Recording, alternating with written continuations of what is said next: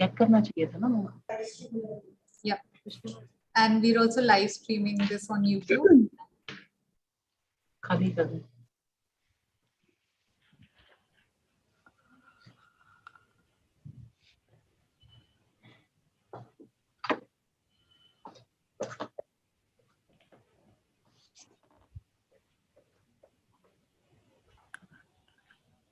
Yeah, now it's set, Rekha ji. Yes, no, it's The okay. background looks good.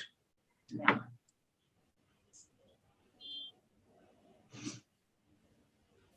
Jyoti, you'll have to give some time for people to join in. Yes. We are just like admitting all our participants now, and we're expecting a good number. Yeah. They've started joining. Thank you for your patience, all our esteemed panelists. We're so glad that you're here.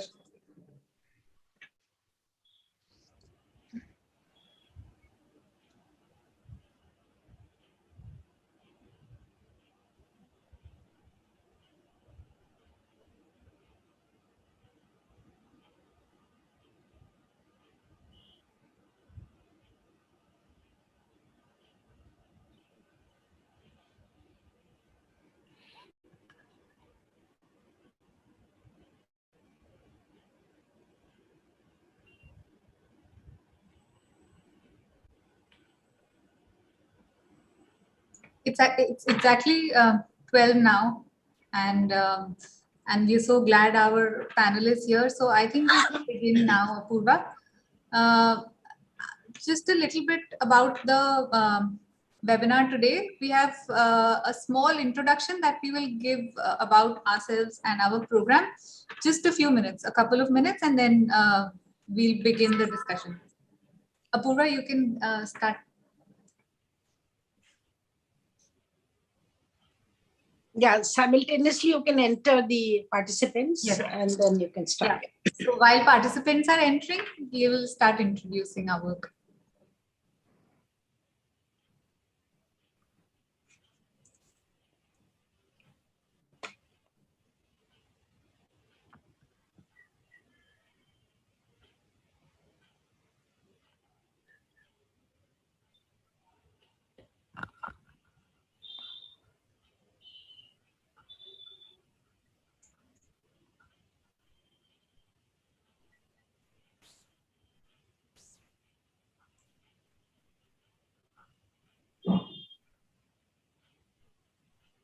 We'll begin with a very short video. And here's something that is normal: children using the internet, children learning on the internet, growing up with the internet. But do you know what your child is doing online apart from attending class? Your child is doing on the internet. For all you know, she could be falling prey to cybercrime, cyberbullying, perverts.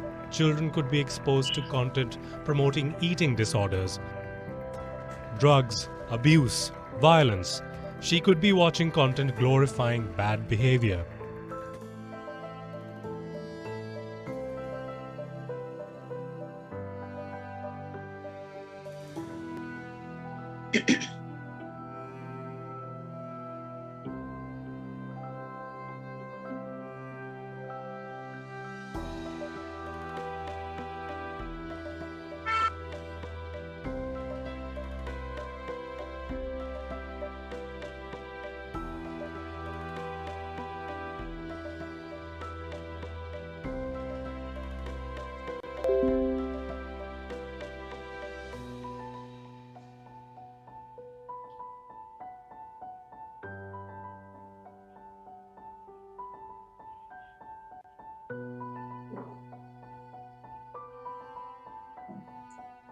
Thanks, Apurva. So, what we want to say is that a parallel digital existence has fast progressed from being a future possibility to a current reality for children in recent times. They are literally forced to use multiple digital technologies consistently. And as the use of online spaces has been accelerated, it has further opened up the possibility of all kinds of dangerous situations like cyberbullying, stalking, scamming, doxing, many, many more. The team here at Center for Social Research, in collaboration with Facebook, implements the We Think digital safety and online well-being training workshops to schools across the country. Our team's efforts have resulted in reaching out to more than 20 states and imparting the workshops in multiple regional languages. With the motto of no child left behind, we passionately work to make the online spaces safer, which is why we are gathered here today to discuss, should digital safety become part of the school curriculum? To introduce our esteemed panel today, I invite my team member, Shruti. Shruti, over to you. Thanks. So I would like to begin by introducing Srimati Rekha Sharma, who's the chairperson of the National Commission for Women. The NCW is the apex national level organization of India with the mandate of protecting and promoting the interests of women and safety issues pertaining to children. The two distinct virtues that define her are leadership spirit and relentless will to keep doing good for women in need. Under the guidance of Srimati Rekha, among a plethora of programs for upliftment of women, NCW works towards their economic empowerment and provides digital literacy programs to sensitize and empower women across India for effectively using online resources. Next is Ms. Reema Rajeshwari, who's an IPS officer serving in the state of Telangana. She's the first female IPS officer from Munnar, Kerala, and a topper of the IPS class of 2009. She held various dynamic and challenging positions. Through her collaborative policing efforts, she encourages women to break gender stereotypes and empower them to emerge as leaders. She has been championing for child safety by educating the children of rural India to break the silence around child sexual abuse. Ms. Ritu Mehta, who has more than 25 years of experience in the field of education. She was the head of the IT department at Sri Ram School, Aravali. Currently, she works with Sri Educare Learning, working towards creating spaces for quality education, essentially engaging by providing advisories to various schools across India. Next is Ms. Richa Gupta and Ms. Ashna Taneja, the co-founder and program associate of Labhya Foundation, respectively. The Labhya Foundation is a globally recognized Indian non-profit organization that enables over 2.5 million children from low socioeconomic backgrounds with the necessary social emotional learning programs at scale. They are co-partners with the Delhi government's happiness curriculum, and their efforts have paved the way for social and emotional learning in India. And finally, Ms. Bimansa Singh Tawar, a clinical psychologist with the Department of Mental Health and Behavioral Sciences at Fortis Healthcare. She is a cognitive behavioral therapist working in the clinical space using evidence-based treatments with adolescents, parents, and families. She also heads the Fortis School Mental Health Program with a sense of passion for enhancing the discussion of mental health in children. Welcome, everybody. Thank you, Shruti. Thank you so much. So welcome all our esteemed panelists. And jumping right into the discussion, I would come to you, Ms. Reema Rajeshwari. Ma'am, since you work closely on causes of children's safety and problems of, especially fake news, misinformation and data, please tell us, in your opinion, what changes would you suggest for a national education system? Thank you, Shruti. And it is such an honor to be sharing this panel space with Rekha ma'am and Ranjana ma'am, two people I absolutely adore and I really look up to. And I must thank CSR team for giving me this opportunity. Before I move on to talk about the online safety of our kids, I just wanted to share a very little experience from my work in the field when we first started the campaign on child safety in 2016. I was posted as the district police chief of Mahbubnagar district at that point. So before, whenever I am posted to a district, the first thing I do is to do an intensive survey to understand the social issues of that particular district so that we can plan our policing interventions accordingly. So basically, I do two things. One is to analyze the dial 100 calls, and we look for patterns, especially in terms of child marriages, child sexual abuse cases, and in abuse in general. And the second thing I used to do is to use with the help of the village police officers and the local sarpanchas and other stakeholders in the field, we used to do an intensive survey in the field, what I call as the community felt needs survey. So while we were doing that survey in 2016, we came to know that child marriage and child sexual abuse was the most, I mean,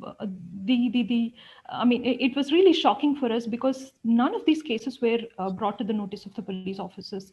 Even if they were, the first response from the part of the police officers or from the elders who reported them was to somehow do the panchayat at the village level, get the elders to talk, bring the parties to go for some sort of a compromise, and never initiate the legal action on that, on those cases. So we wanted to address this issue, and we started this campaign called Balyani Ki Raksha. The intention was to impart safety education to the kids, particularly on child sexual abuse. And we prepared our own tools because we understand that, like for today's generation, visual learning is the best form to impart any sort of education. So we came up with a little bit of video clips, and we prepared our own cultural troupe to conduct drama in the schools and junior colleges in the district. And I will never forget the initial hiccups we faced when we were trying to implement this campaign. When we went around all the schools, primary schools, middle schools, high school, and the junior colleges, we would request the teachers to be the primary stakeholders in this campaign, and we would try, conducting a session for them, a training session for them, so that they can go and actually start interacting with the kids about this particular initiative. The first step was to teach the kids about good touch and bad touch. So it took a lot of effort on my part to educate my officers first. We did a couple of rounds of training for the police officers for them to understand the issue in holistically, and then we reached out to the teachers. And to my shock, most of the teachers, a vast majority of them, were not really willing to talk about this subject in the school. That was pretty shocking for me. So we didn't have a choice but to get the constables and the sub inspectors to talk to the kids about good touch and bad touch.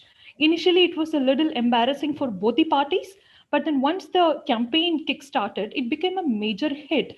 And too many cases were brought to the notice of the police. And then definitely it took a lot of convincing on our part. We had to call the parents to, report a particular case of child sexual abuse.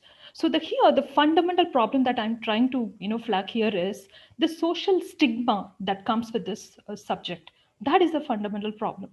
Once we address that, I think rest of the things are automatically taken care of. You can come up with as many as tools, as many as changes in the curriculum, in the policies that we have, specially designed for the children.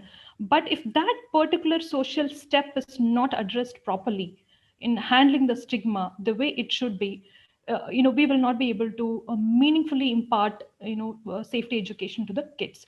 The last thing I would like to add here about online safety is, you see, there is a very fine line that separates a kid's online presence from the major exposure to the online harm that is awaiting these kids. And especially in a scenario where the entire educational system is done through virtual learning mode, I think it's even more important for us to start addressing this issue, because we may never get an opportunity again to start this issue holistically. And there are certain tools. I'm sure in the course of the panel, I will also be talking about them.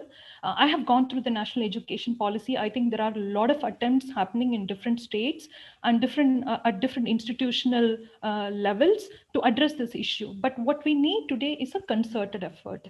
Most of these efforts are very, very individualistic. We need to bring them together, have a common policy, a sort of a uniform policy for the country, which is well suited to the local requirements, and make sure that it is available in vernacular languages.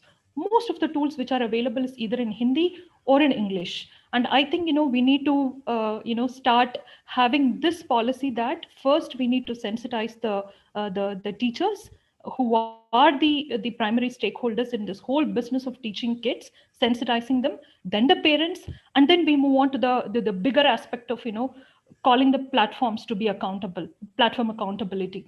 I'm sure all of us are watching what is happening in the news, especially with Twitter or Facebook and various other platforms. Instagram, I was going through a report. I mean, most of us don't even address these issues, body image issues, eating disorders, and kids harming themselves because they are not confident about their bodies, because they are perpetually on Instagram, they are perpetually on Snapchat, and the feeling that gets reinforced in the process that I am not good enough, and eventually leading to self-harm and kids resorting to violence. Many different kids respond in different ways. So I think platform accountability is also equally important, and I'm sure my fellow panelists will have more to add to it. And towards the end of the panel, I would like to talk about the tools as well. Thank you so much for this opportunity. Thank you so much, ma'am. We completely agree with you about capacity building of the teachers and all stakeholders involved. Now, coming to you, Srimati Rekha Sharma, ma'am, you are well-known champion of women and children's safety in India. We would like to invite you to share your opinion about your experience of online safety issues that women and children face, and what can be done about that. So Jyoti, before Rekha ji says anything, Rekha ji, let me, and all of you, let me welcome you all. We should have done it at the outset, but as everybody is little time pressed, so I welcome you on behalf of CSR. And just two things I want to add here to this very, very important discussion. One, of course, is that very nicely Rima flagged it about platforms' responsibility, states' responsibility, and education systems' responsibility. But what is very important is that at the moment with pandemic, we are interacting and we have entered a different universe altogether. Whether it will be metaverse or whatever, but it's a different universe. Now here we connect differently. And also a lot of things, and yesterday I was part of many discussions on electronic media about what happened with this, rape threat to a 10-month-old child. Now look at this mindset. I mean, this is something, why you can do it? Because you think nobody will get to know about you. You change your profile, you change your name, whatever. This is about somebody who's in IT, who has a 25 lakh a year package, who's very intelligent to do everything that he wanted to do. Now, if this is the kind of upbringing we are confronting at the moment, parents are not aware of all this. Parents only know how to educate and make their children successful. So I really want Rekha ji to, draw nation's attention about how we should start very young, how we should integrate, because the first book of computer, and I keep telling my younger colleagues that had no woman sitting in front of the desktop. No picture was like that in the first book that NCERT printed. And of course, we all took it up and fought, and we said, what is this? Women also use technology. And then it was changed. And look at today's situation. Girls and women are absolutely under the control of this whole technology. They know how to use it. They are using it for employment, entrepreneurship, skill, everything. So I think let's start very young. And that's why this whole idea of a policy by Government of India to integrate a whole course so that our children are prepared, so they don't know what is cyberbullying, so that they know what is the level of exploitation that can happen, what risk they are playing with. So I think that's something, and also what advantages they can take. We need not scare everybody that look, because this universe is going to be the universe of the future. So let's get prepared. Rekha ji, I'm sorry, I just came in between, and I want to welcome every one of you, because it's your ideas, your suggestions, it's your strength that is adding on to this whole discourse. And finally, I'm sure we'll get there, just the way we could manage to get the book change, introducing computers. We will be able to change this mindset about the this whole social media and the total internet, the total cyberspace. We should be able to do that. Thank you very much for all of you. I just barged in, Jyoti, so sorry about that, but I really want to be here to listen to the whole discussion. So please, Rekha ji, go ahead. Yeah, thank you, Ranjana ji. And I thank CSR for inviting me for this very important topic we must discuss it. And in fact, yesterday also I was in a meeting where we were discussing how to go about uh, mm, s- telling people how to use internet and computers. So I think this is a topic which everyone needs to discuss these days. Since pandemic, so many things are online. We working online, children studying online. But since the time I have joined NCW, I was as a member, I joined and I took up this matter with my previous chairperson that we should teach women how to be secure online, because as I'm internet savvy since the time internet came in India, or since the time computer came in India, I knew that how women are being targeted online. Because I'm also on social media, and as a chairperson also sometimes get trolled, and people target me also. So I took up this matter, and but she wasn't that interested. But since the time I joined as chairperson, we took up this training program of young girls in colleges and schools how to be secure online.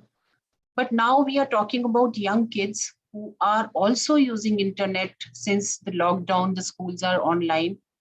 And somehow before internet also, I have seen that children are possessing all the smartphones, computers, laptops. And it is something like you give a person ammunition without telling that this is not to use, for everything. And if you give, and internet has got two things. Yeah, if you are using it properly, it empowers you. But if you are using without knowing how to be secure on it, I think that is the most dangerous thing, especially for the kids. Not only for those young kids, I've seen two-year-old child doesn't eat food without putting some rhymes or something on the computer, or and their mothers are so happy that their children are eating, or they are not troubling them, because they themselves are all the time are on the social media, and they have to occupy their children, and that's why they just provide them without even noticing what they are watching. And slowly it becomes addiction for children, as previous speaker also said, that now it is so dangerous that they are hooked to internet and some games, that sometimes they also take their own life because of this. So along with schools, I must say that the parental guidance also need to be changed, and we need to talk to the parents also and give them training how to take care of their kids who are using internet and computers. Yes, a school curriculum requires uh, all the education when they are using internet at the age 5. In fact, my grandson is started this online classes when he was 2.5. So schools are online, even the play schools are online. But the thing was that his mother was sitting along, and she was teaching him everything of how to use it. But not every mother is sitting with the child. They don't know. In fact, one of my friend who is teacher, she says in between the classes, sometimes children use vulgar language with others. They show vulgar posters to others. Sometimes they just jump in without dressing, and teachers are also harassed by all these activities. So why we didn't think till now, because it's been now 2 years we have started online classes, why the governments, different governments, state or center has not thought about it, that is also a question. Because we need to have some guidelines for the teachers and do's and don'ts on internet from the time a child start using a computer himself or herself. They should know how to use it. That is most important. There are many things. There are in fact, I was talking to NCPCR chairperson, and he was saying The cases of trafficking they are increasing because of internet. They are so vulnerable, these children. They share their pictures, they share their problems, and these traffickers who are sitting and they are seeing all these things, because children share these things on social media also. Sometimes they share their problem of parents also, that they are not taking care of us properly, and those traffickers, they just lure them, they take them away, abduct them. So many abduction cases are also there. That's what NCPCR chairperson was saying. There are cases of phishing. Cyberbullying is the most common problem which we are seeing. Children bullying each other. Not only that, but elders also bullying children. That is also there. Then there are social media, and I'm really against all the social media platforms where children can go enter those social medias. Children should not be on social media at all. And we have seen even the parents are telling their children to be, and in fact parents are putting their pictures and videos on Instagram. 3-year-old child, parents are putting their videos and earning money. So many followers there on the Instagram, and they're earning. When the TikTok ban happened, and I was the one who was saying that it should be banned, so many parents wrote to me that my child was earning so much on TikTok, why you banned? मेरे घर की रोजी रोटी चलती थी उससे.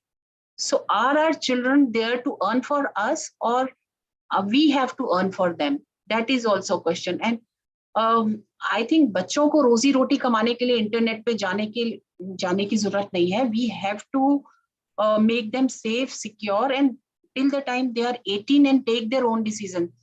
What happens if a child turns 18 and says, मेरी photo क्यों डाली, मेरा वीडियो क्यों डाला? Then from where all they will take out those videos.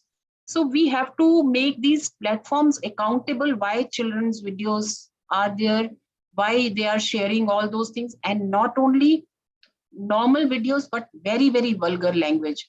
In fact, so many times I saw my friend's grandchild or child on the Instagram, and I personally call them and tell them, please don't let her use this language or this physical language, dancing on dirty songs, a 5-year, 12-year-old girl. And then they say that somebody is teasing, and then they come up with the complaints. If we are not controlling our own child, even if the curriculum is there, and parents are not aware of all these things, parents are not aware of what their children are doing on internet, then also I think children are at risk. So along with the curriculum, along with the school changing their curriculum and teaching their teachers, we have to train parents also. And I emphasize on this because these days parents are sitting there with the children. When the schools are closed, they are more responsible than teachers. So we need to take care of all these things. There are few points which I noted down, what we can do to make our children secure. We have to teach kids to keep personal information private, which is very important. And in fact, we girls and we women also put all the personal information online. That is also very dangerous. Where you are going, what you are doing, whether you are feeling low, whether you are very happy or enjoying a drink, or you are sitting with your friends in pub, all these things. In fact, they are very personal pictures women are sharing, and so are children sharing on internet, which is very, very dangerous. Even your own spouse and your own friends or boyfriends use these things when the relationship goes over. So don't share all these things. Even for women, I'm going to tell, teach kids to use social network sites safely. In fact, I would say not to use, if my personal view, not to use social media sites for children. There has to be a minimum age, maybe 16 years, 15 years. I won't say 18 years because now the age is decreasing. Children can take decisions if they are properly taught. So we need to teach them how to take those decisions. encourage kids to come to you if they encounter a problem, and that is also a problem because we don't tell our children. The society is such that we don't share many things with our children. Sex education is totally no for women, for parents. They don't even talk to their daughters and young boys what is sex education. So we need to have that relationship, whether teachers or children or parents. We need to have relationship where children can come to us with any kind of problem, and if they share these problems, I think we can control these problems. Talk to kids about internet use, but for that you also need to know what is how to use internet, and then you must share this with your children. Cautious information sharing वो बहुत ज्यादा जरूरी है. Where are the red flags? We need to flag those red areas. What to watch, and we can control also computers. You can block few sites when you are giving to your computer to your child, or we can block few things on smartphones also. But for that, again, a parent need to know that how to block those sites when you are giving the computer to children. Don't go overboard with sharing. Don't share everything, as I already said. Teach personal responsibilities, and a child must be responsible for her own behavior also. And for that, from very young age, we need to teach them a social behavior. We don't do that. हम numbers की दौड़ में रहते हैं. We teach our child to secure 100%, 99%, go for a bigger package. We never teach them how to behave with others person. No, I'm not saying women or a girl, with other person. How to respect other person. That also we need to teach our children. How to use strong passwords. Yeah, this is for everyone, but for children also it is very important how to use strong passwords. Two-factor ये सभी में है, Facebook में two-factor authentication, but I think children should not use all these things, and they ask for age also, these social, but everybody is mentioning wrong age and they enter in these platforms. So these don'ts and do's we need to do for family and also for curriculum or schools. But again, the social mindset need to be changed. As the previous speaker was also saying, unless we change the social mindset towards other person, towards other human being, these things will not make much of changes. But again, yes, curriculum need to be changed, and we can, again sit down and see what all need to be added in the curriculum and how it should be, we should take it with the government. Thank you so much. Thank you, Ranjana ji, for giving me so much time. Thank you so much, ma'am. Thank you. Your efforts are always appreciated, and your words truly inspire us. And we could gauge from your opinion that we all understand, and so do you, that we are quite unprepared when it comes to digital safety for now. Education and capacity building of all stakeholders, parents, teachers, guardians, they themselves need to be trained in aspects before we can train our children. This is one of the biggest things that we all believe in. And how stakeholders are taking away the agency from young children when they are putting them online.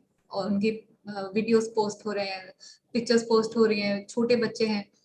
So yes, I'm really appreciate you putting strength to our cause of trying to make this curriculum a reality, ma'am.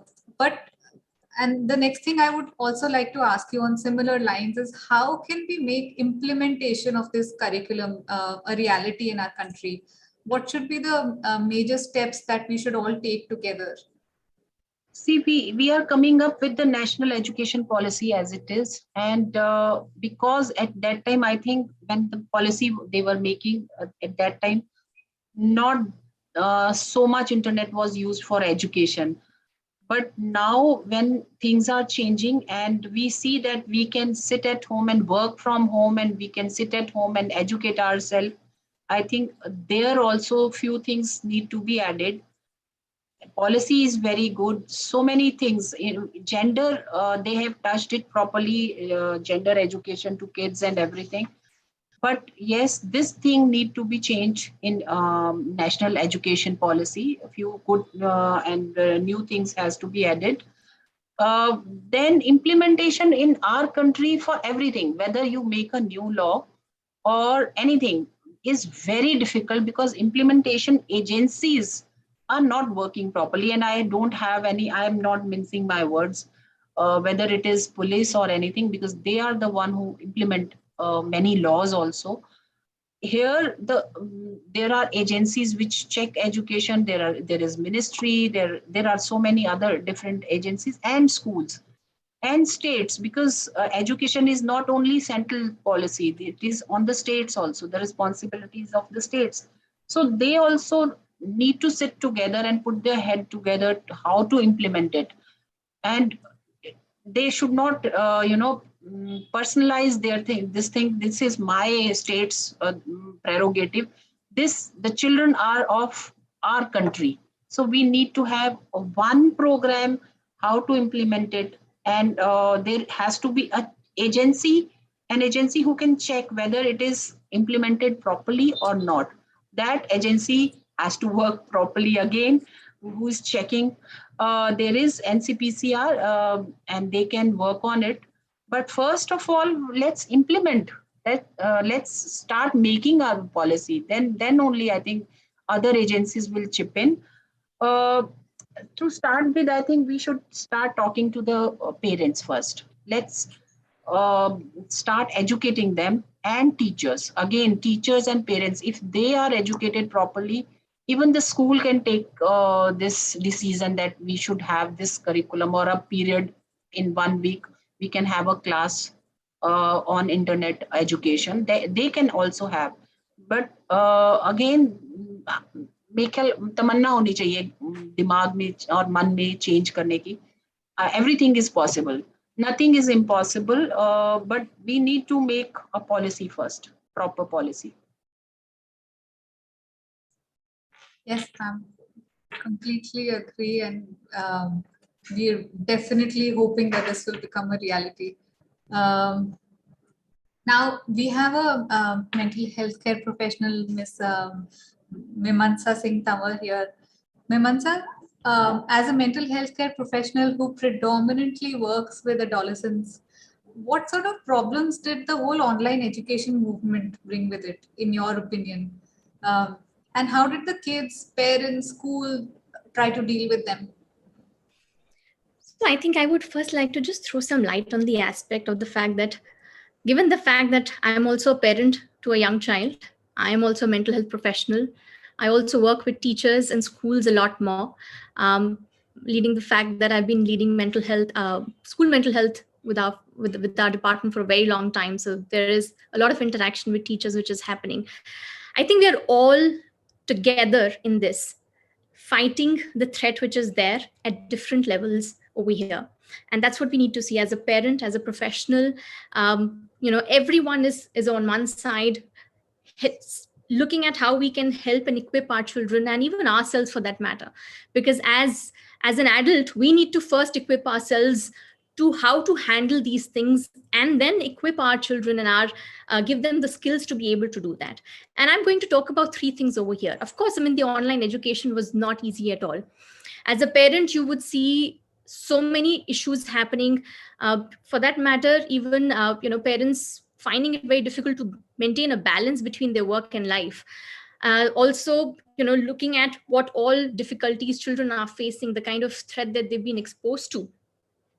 3 things that we need to really focus on. One is the acceptance, which is there. We all accept the fact that there is a change in the curriculum that needs to happen.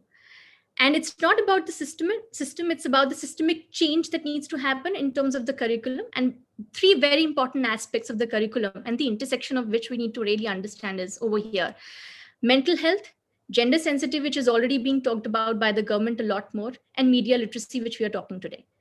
These three elements in our curriculum is something that we really need to look at, because these three actually come together and intersect each other. And this is the acceptance that we need to have. Let me hold on a little more on the awareness. We are aware of the fact how it is changing us. We are aware of the fact how children are getting impacted by this. And if I put out some statistics over here, 66 million children out of 451 million internet users are of the age group of 5 to 11 years. 2 in every 5 internet user in India is of the age group of 12 to 29 years. That's the kind of usage that we are looking at when it comes to internet. And in a time where we are giving internet, mobiles, and different form of digital platforms to our children a lot before we teach them how to ride a bicycle.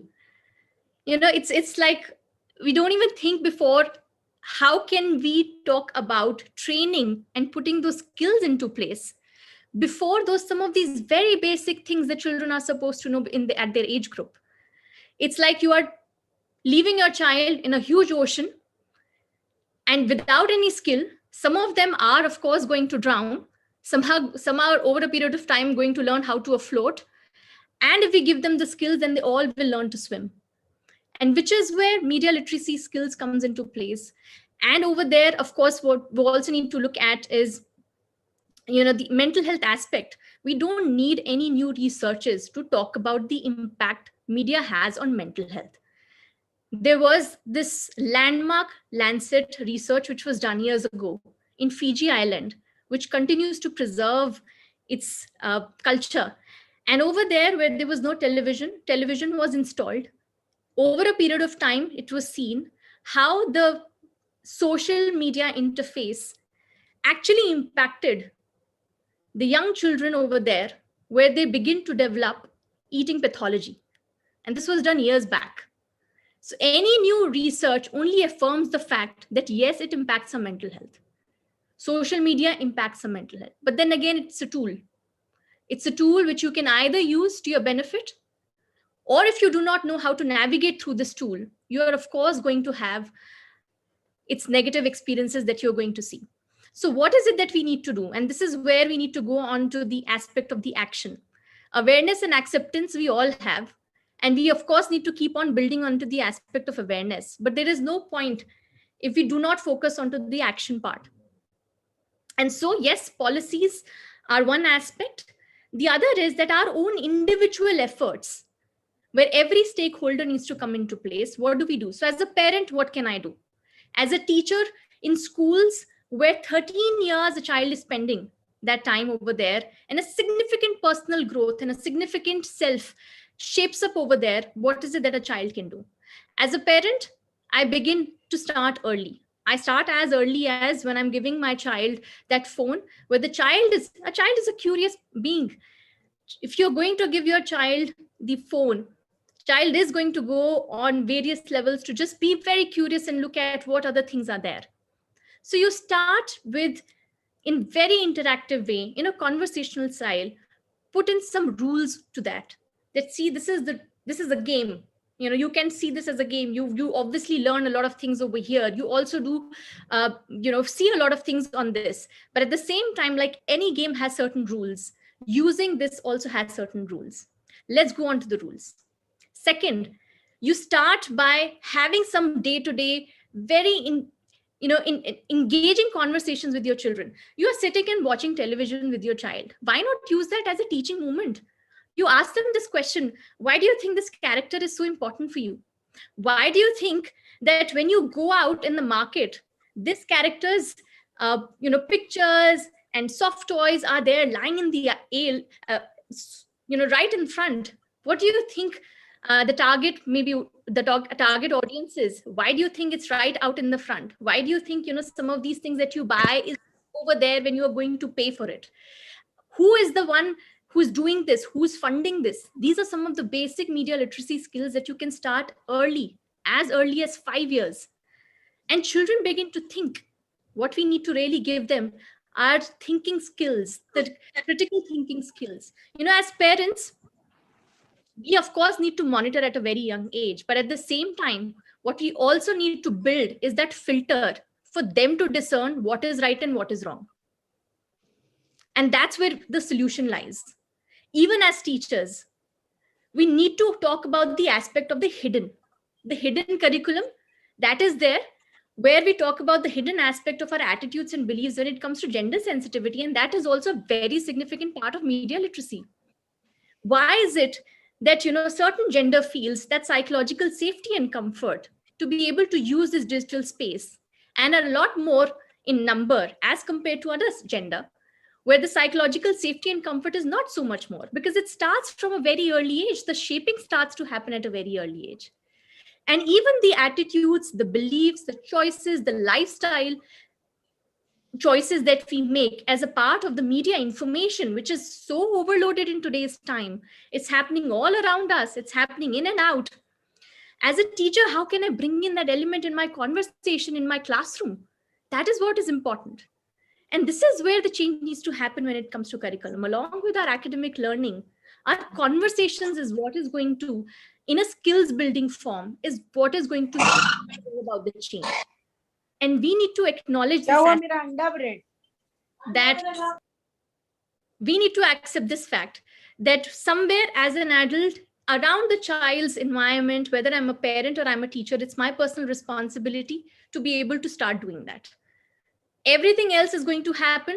Everything else as a part of the process. Everything is going to take its own time.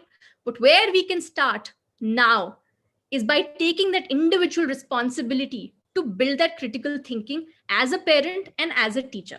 That's where we begin. And I'm going to talk a little more about the tools that we can give to our children in terms of media literacy, but maybe in the next segment. Thank you so much. I think you're very, very right. We've just left our children to swim in this ocean of digital space without telling them or teaching them how to swim. That's how you began. This is where we need to trust their thinking process. We need to trust them that they can decide for themselves, for which we need to educate ourselves. All stakeholders need to be prepared themselves to educate the children in turn. We completely agree with what you said. Thanks, Mimantha. Now coming to Richa and Ashna from Lavia Foundation, your work is truly inspiring. The name itself, the happiness curriculum, brings such satisfaction to everyone's mind, knowing that schools now give it its true importance, the happiness of our children. Where do you think the current education is lacking, in your opinion, when it comes to the overall well-being of our students and their safety? Yes, thank you so much, Jyoti, for that question. And thank you, everyone, for sharing your thoughts and, of course, from your expertise and experience. It's extremely valuable. Before I answer your question, Jyoti, I think it's really important to set the context right over here, especially when talking about well-being children and the fact that the problem that we're talking about is not a small problem. It's a complex, systemic, wicked problem, and it has several layers to it. And it gets very, very complicated when it comes to children who are, as it is, vulnerable because of their social and economic backgrounds. So just for quick context, there are about 128 million children enrolled in government schools of India today. That is almost, and that's for nursery to 8, and then there are more in 12th grade. About 64% of our school-going children, as per the data latest collected, go to government schools. Most of these children come from extremely vulnerable backgrounds, whether it is social, whether it is economical. And added to this, their parents are trying their best to get them to eat 2 meals a day or 3 meals a day. In this context, to expect that parents will be highly educated about digital safety and all the sort of risks that are associated with children falling prey to certain situations is frankly unrealistic. And understanding the context of where our children are coming from, and a lot of research also suggests this, it's important to understand the root cause of where these situations arise from. So why are our children signing on to social media before 13 years of age? Why are they sharing these information with strangers online? What prompts our children to even create profiles that are not matching their actual life on social media, and what prompts them to react to the different kinds of comparison, whether bodily or economical, online. And in terms of all of that context, it all boils down to self-awareness and consent education. Our education systems are not equipping our children to be aware of who they are not, and what they want to become. And therefore, a lot of the conversation around digital safety is really just a fear inducing mechanism, in my opinion, in the work that we've done with governments. Because digital safety is not about don't do this and don't do that and you will fall prey to this. It's about understanding where I'm coming from, why I'm doing this, and why am I spending so much time on social media. Why am I comparing myself, and what do I have in myself that is unique to me, and what is my strength? I think that is where the conversation really needs to begin. Curbing children's agency or not going on social media is not a solution. This is the future, like ma'am very rightly said. The usage of social media, the expanse of websites, the web dynamic in general, the way we interact with social media and internet in general is going to only increase with time. Our phones, our laptops, our watches, everything has internet weaved in it. So at some point, I feel in 5 years, maybe our specs will also have some sort of internet connectivity, some Bluetooth or something like that, I'm pretty sure. So in this context of what is happening and the fast changing world that is happening around us, in the context that a lot of the children that we are talking about not only are struggling with basic amenities, but also with a lot of abuse, with a lot of lack of privacy, with a lack of self-esteem, all of that has led to all of this vulnerability that we are talking about. So schools inherently and education systems inherently need to, instead of preparing our children for risk, actually build the right kind of skills in parents and the school environment and children to ensure that children know who they really are in the first place. What do they like? What do they not like? Instead of good touch, bad touch, can we ask the uncle in our parties to not touch our child if they don't want to hug them? Instead of talking about good touch and bad touch, can we really share, and can children comfortably share with us what they don't like about us? That is the conversation that we need to start with in order to even address this in the first place. And that's now bringing back to the work that we do and how this relates to this is a little bit of context, and then I'll hand it over to Ashna. What we do is we partner with governments of India to ensure that a daily social emotional self-awareness learning class is integrated within the school timetable of all government schools of the state. So like we have a math class, when we have a science class, we have a happiness class or a social emotional learning class, which enables children with the skills to understand themselves. What am I feeling? Why am I feeling this way? How can I regulate my emotions in difficult situations? Secondly, they help children build stronger relationship skills with themselves, their peers, and their adults. As soon as the teacher, student, or parent, student, child dynamic changes and shifts, the child feels comfortable in sharing what is happening with them, how they feel, how do they not feel, and when they feel uncomfortable with our parents. And lastly, we work on learning motivation. So understanding why I want to come to school, why am I learning this? Why do I have to do certain things, right? All of those things lead to children being more, having more agency in life and having the right skills to tackle such situations.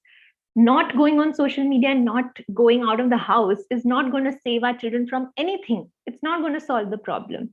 And my second point before I hand it over to Ashna is that along with girls, and this is fairly obvious, but I'm still going to say it, we need to start educating boys on safety as well. There are a number of safety issues that young boys face that go extremely unnoticed, especially at younger ages, because boys are not told that they're also prone to violation, both physically and mentally. And I think that is something that Labhya's work intends to do at scale and with the 24 lakh children that we are working with. But over to Ashna to continue that. Thank you so much. And I think it's very important that we talk about the overall well being of the students. And I think when we talk about what is lacking in our education system currently in terms of well being, is viewing it from a very atomistic lens rather than a holistic one. So, I think we all know that there are different types of well-being. There's intellectual, there's mental, there's social, digital, physical, emotional, and many such. But I feel our education currently is more bent towards the intellectual one, which is without any doubt very important. But I also think when we talk about the overall well-being, it's not just the soul well-being that we should be looking at. In my opinion, and also what we have experienced at Labhya, is that children and people are at their best when they learn through things by engaging. So when they do their own learning, when they engage in things outside themselves, within themselves, I think then they are at their best. So I believe that experiential learning might not have very immediate outcomes, but if adapted in the long run, it can definitely help in building the overall well-being of the students. And for example, when children engage in peer learning or self-learning, I think besides building intellectual well-being, they also learn how to get along well with their peers, how to interact socially, how to build relationships better. So it not just tackles the intellectual part, but the holistic development. Um, Also, so just adding to this, last year we were working with young people from different states, and the program was geared majorly around soft skills and career guidance. So, in that case, I think when we were speaking to these young people, although the issues were around soft skills and career guidance, but what we were hearing was more psychosocial. Like, I don't understand how to get along well with others. I don't understand how to deal with difficult emotions. So I think all of those things really need to be embedded in our curriculum. Thank you. We definitely agree. There is a big part of our, even the online safety trainings or digital safety trainings that we do, a big part of which is also talking about their well-being as in holistically considering themselves, others, and the feelings, time they spend online. So we definitely agree in the work that you do and what you believe. Now coming to you, Ritu ma'am, thank you for your patience. You heard most of the panelists here today. And ma'am, I would like to ask you that what were the main challenges that the students faced, in your opinion, by increasing their presence online? And how did the digital safety trainings that were implemented with your students help them? Thank you, Ms. Jyoti, for giving this opportunity. I would like to thank CSR, first of all, for bringing this, important issue and discussing about it. So the digital presence of student was there earlier. However, it increased with the onset of COVID. And it brought many challenges, not just for students, for parents, for teachers, faculty members as well. Learning about new devices, new apps, new platforms, navigation, giving the homework, and so on and so forth. So initially it was about devices, about the networks, actually preparing parents. Earlier, facilitators were saying that, okay, please do not give the mobile devices to students. That's what we were saying. And now, as facilitators, we were telling parents that, hey, please, children have to learn online due to this, pandemic situation. So, please go ahead and give those devices to them. So preparing parents for that. Along with that, children earlier, they were in their offline mode where there was one-to-one interaction.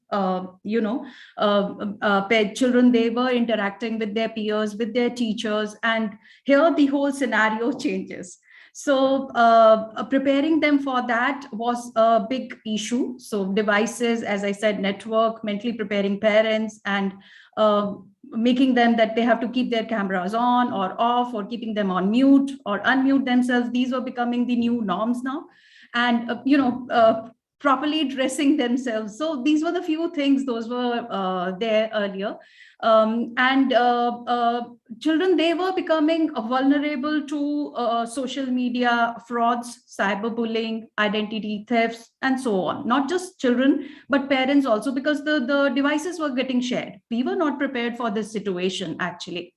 And social distancing, again, it was bringing those emotional issues with children, especially for teenagers, because teenagers, they are not completely connecting with parents, and if they are talking about some issues, like I heard a few of the members, they said that there should be a crystal clear connect.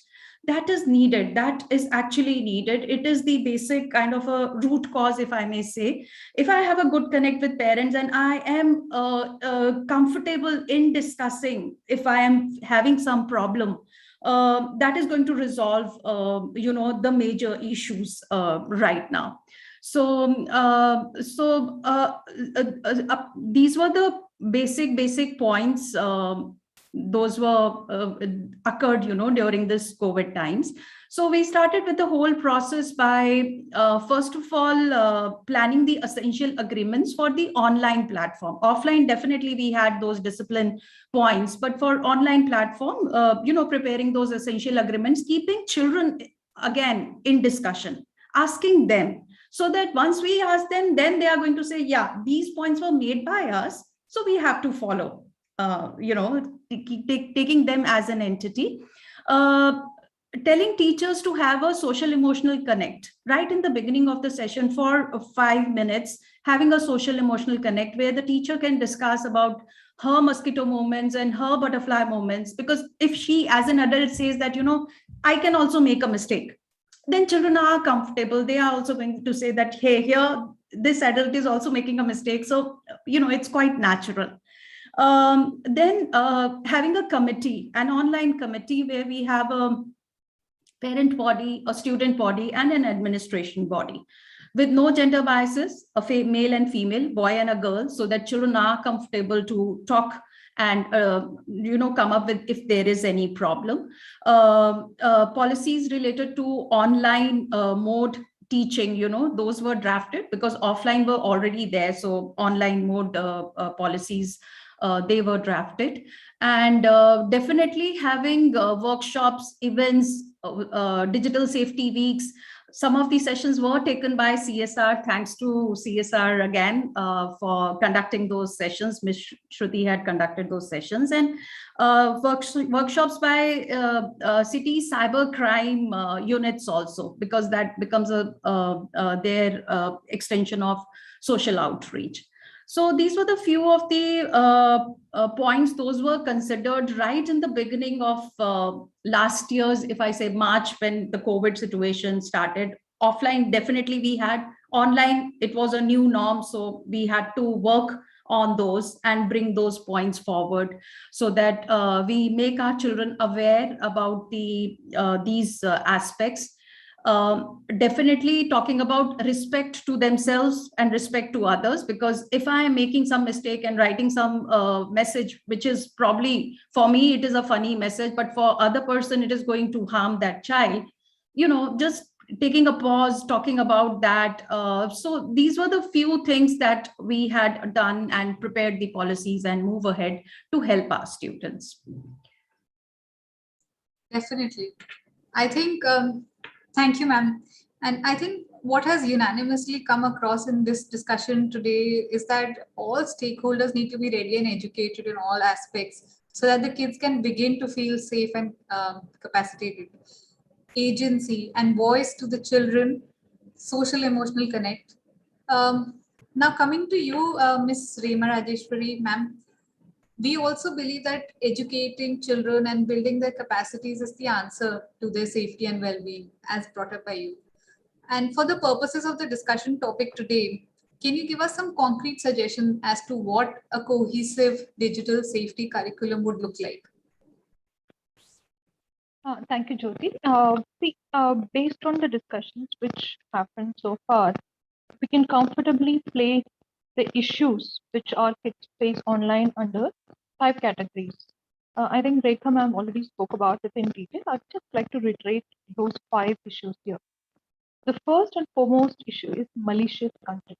This is an issue faced not just by the children, but by parents, by teachers, by the population at large. And the second issue is the overexposure of the personal information. This was also rightly pointed out by Rekha at the beginning of our talk. Third is the scams. I mean, these days, most of the children, especially young adolescents, they all have access to banking system. Most of them handle finances on their own. So different kinds of scams. It can be a financial scam. It can be any other scam. And the fourth one is cyberbullying, which is quite prevalent among the younger lot, especially kids who are in middle school, high school, and junior colleges.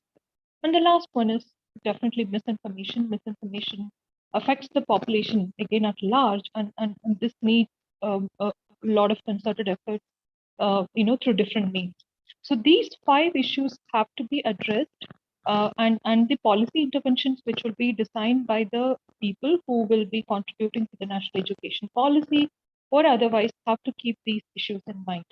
And as rightly pointed out by my fellow speakers through the course of the panel, 4 issues need to be given a lot of weightage while we frame these policies. The most important being the secure access protocol. The secure access protocol first has to start at home. It's the primary responsibility of the parent, that the parent should know how a kid is accessing the internet, whether it is through the safe environs of the house or is he or she is using some other channels to get access to internet. And these days there are so many online tools which are available for the kids, for the parents to have to keep some parental controls in place. And the second one is obviously for the teachers and the other stakeholders to do, which is to work very closely with the platforms, different digital platforms, to make sure that kids of certain age do not have access to a social media platform, which poses a greater risk to the overall well-being of a child. And the second most important tool is the restricted revelation of personal information. This needs a lot of effort, on the part of all of us, and not just the parents, not just the teachers, wherever the kid is exposed, be it extracurricular activities or curriculum-based activities, wherever the kid comes in contact with any sort of digital interface, we have to make sure that the kid doesn't, end up revealing too much personal information online. And the third one is definitely personal responsibility. While we keep on talking about, okay, parents have a responsibility, teachers have a responsibility, society has a responsibility, we must also tell the kid that the kid equally has a lot of responsibility while being online. And the last point definitely is digital wellness. I was really happy to learn of a new term today in this one panel, happiness curriculum. I mean, I'm sure such initiatives should be studied. The best practices like these should be studied, and they should be implemented across the country. That's all from my side. Thank you. Thank you so much, ma'am. We have some brilliant points brought up here today in the discussion. It's been really, really good. And to add to this, I invite you, Mimansa. In a digital safety workshop, we spend a considerable amount of time talking to the students about their digital well-being, about considering others' feelings, keeping a check on their own emotional state and moods, the effects the online events have on them, the time they spend online, empathy, their own code of conduct. Now, in your opinion, how important do you think it is to include a mental/digital well-being section to a digital safety curriculum? And what are the most important issues that it should cover? Oh, I think it's very, very important. I mean, there's no doubt about the fact. More so because we do recognize and we realize that those likes, those comments, the shares, all of these things do have an impact on us. And this has an impact on us because somewhere our self is changing with the intrusiveness of the media that's there in our lives. Ranjana ma'am had pointed out something, and which is a very important part that we need to look at, the anonymity that is there when you are on social media. And adding to that, I would also like to add the persistent nature of social media that is there in our lives, the fact that it's available 24 hours, the fact that there is easy accessibility to social media in our day-to-day life. All of these things have an impact on our day-to-day well-being also. We don't realize the number of time and the amount of time we actually end up spending on, when we are using, and we even pick up our phone for that matter. You pick your phone for just one thing to do, one task to do, and you find yourself, scrolling through for the next 10-15 minutes, not even recognizing that you've just wasted your 10-15 minutes, which you could have done something else in. And this is how it begins to change you. And this is where the well-being aspect also comes in. So asking these simple questions, even in your schools and even in your own family rules that one needs to have, is, are we practicing digital detox enough? Are we creating that boundary of the digital interface and the family interface, and even your work interface for that matter? Where do we draw the line? And along with that, of course, a lot of these skills that already everybody has spoken about, of media literacy skills, in terms of who's creating the message, where is the message and the information, or the entertainment aspect. What is the need of this message? Is it for persuasion? Is it for information? Is it for entertainment?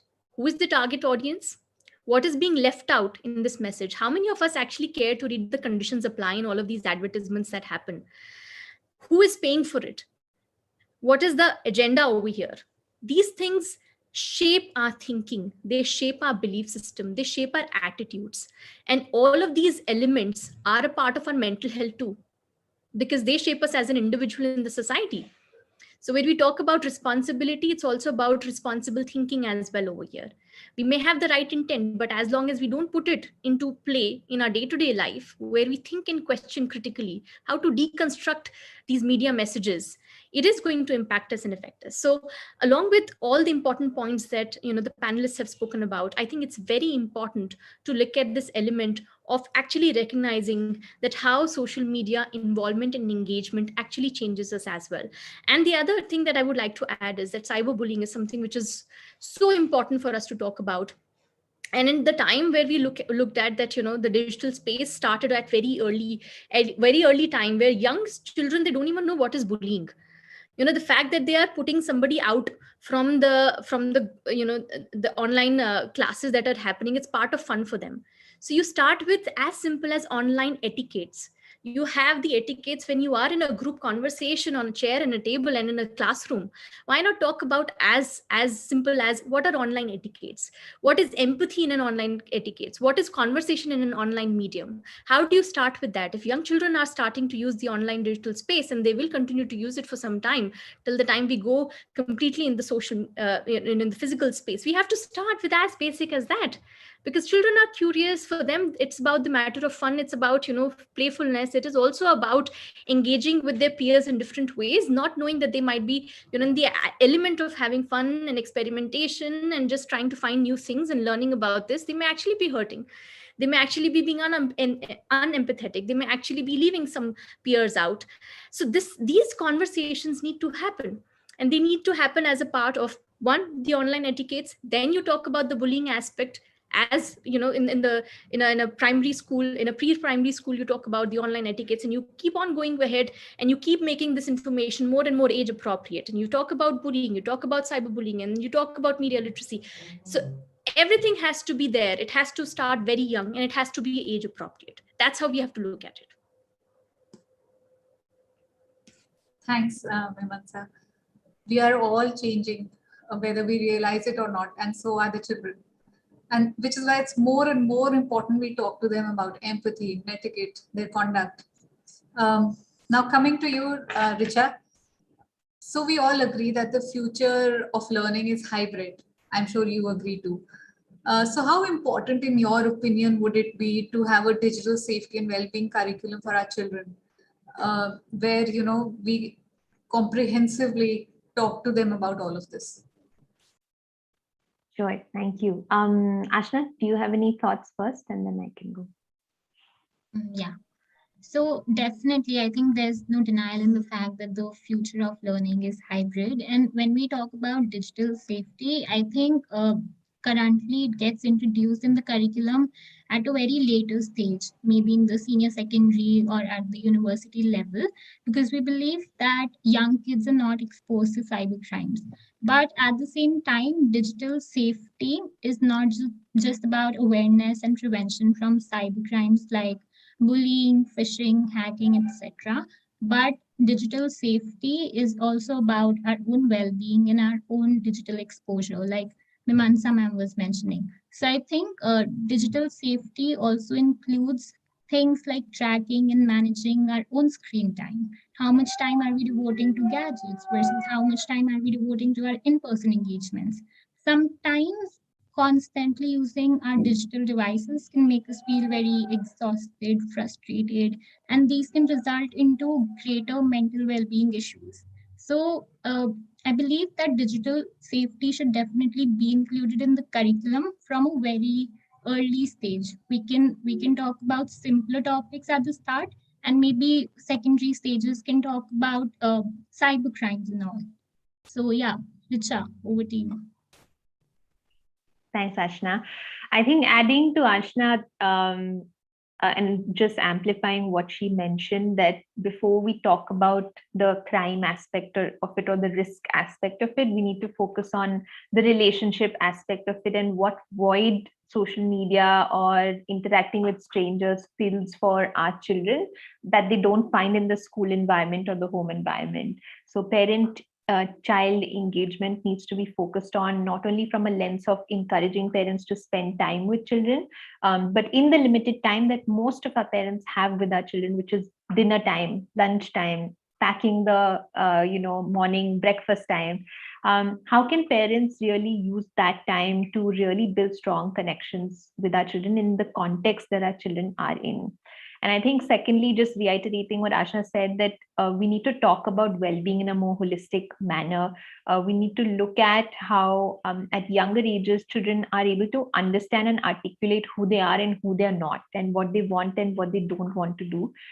And there are multiple studies that show that have giving children that agency and that skill set right at the beginning will help children in all contexts, both socioeconomic and generally.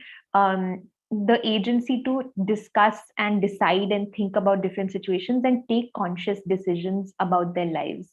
And just close with one small example. So we work with a lot of children, and I myself am a teacher turned social entrepreneur. So when I was a teacher, I used to teach in a government school in Delhi. And the first day I went to school, I was teaching a bunch of adolescents. So they were about 12, 13, 14-year-olds, very bright, very amazing children. And the moment I reached home, I checked my Facebook account and I saw that I had multiple friend requests with pictures of my children, but names of completely other people. So then I went to the profiles. I was very curious what this is about. And I saw that most of my children don't even mention which school they're from. They mention the nearest private school that they live around. So if my children went to a government school in central Delhi, they'll write, the name of a fancy private school in central Delhi. That shows that our children are not comfortable with their identities. They're not comfortable at all with the class, the caste, and the different identities that they come with. So if we're able to equip them with the skills to be comfortable with who they are, they will not feel the need to fill a void anywhere else. And then we can begin that conversation around the different vulnerabilities and how we can approach those problems, how we can holistically build more trust between children and adults at a systemic level, at a government policy level, at a parent level, at a police level, and of course, law enforcement, etc. I think that will ensure that holistically we're able to tackle this problem of digital safety. Definitely. And it's like wonderful to hear you talk about how it's digital safety is not just about the higher level classes. It's also a concern for the classes, the younger classes. When we started out our digital safety, work, we started with the older kids because, like everyone else, we assume these are the issues that they are dealing with on a daily basis. But as we did, after a considerable amount of time, as we kept working with the children, we realized younger kids need this much more than the older kids. They need to be equipped. So that is exactly the right time where you catch them when they're young, train them, educate them, build their capacities to understand vulnerabilities, to understand their identities, and keep themselves safe. I'm sure we all agree that education platforms will evolve, like I said earlier, into a hybrid format of learning, both offline and online. And so, Ritu ma'am, you work with kids closely every day. What would be some very specific points that safety curriculum for digital spaces include, according to you? Well, Jyoti, if we put that the entire digital safety kind of a topic into a jacket of a curriculum, the topic itself is so dynamic. The application or the platforms that we are using in today, today, they will become obsolete tomorrow. So the curriculum has to be very dynamic. First of all, this point has to be considered. Of course, there can be a few units or the curriculum structure that we can make, which can be a constant kind of a thing. Like if I talk about, say, cyberbullying, or if I talk about, say, ethics, these can be taken. These are just quite a few that can be taken as a constant unit. However, we cannot put everything into a curriculum. That's what I personally feel, because it itself is very dynamic. If you talk about, say, what we were using 2 years back and what we are using today, it's entirely completely different. So we have to have it dynamic, A. B, if when I say that I want to put this topic into a curriculum, there comes the part of assessment.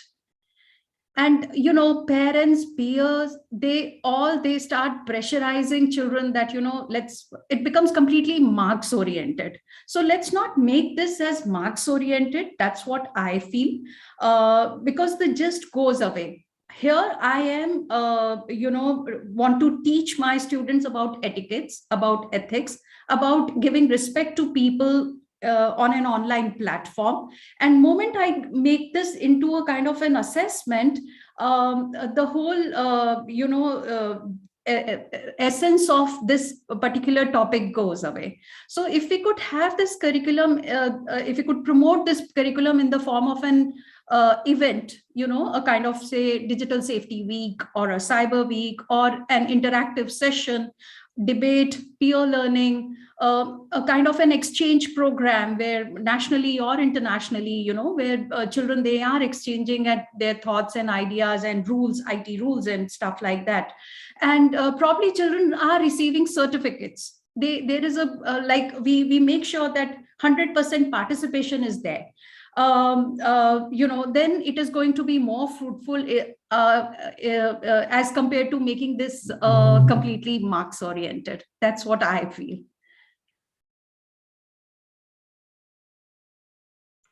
Thank you so much, Ritu ma'am. This has been such a brilliant discussion. I am so glad that brilliant minds like all of yours are, the whole panel here are working towards the safety and the well-being of our children. Gives me a lot of hope for a better future for them, where they are all well prepared for their lives online as well as offline. All your inputs have been extremely valuable to us, and we appreciate your time, effort, and support that you've given us. And I hope we can continue working with all of you in the coming times. Thank you so much, everyone. We actually have, I had hoped we could keep it under an hour, this discussion, but I don't know where the time has gone. And I wish we could continue for a longer time, but we all have a very, very busy, all of you have a busy life, and we don't want to keep you any longer. Just want to thank you on behalf of my team. Thank you so much for being here, for your valuable inputs and your time. Thanks. Thank you. Thank you. Thank you so much, everyone. Thank you, everyone. Thank you. Have a nice day. Thank you. You too.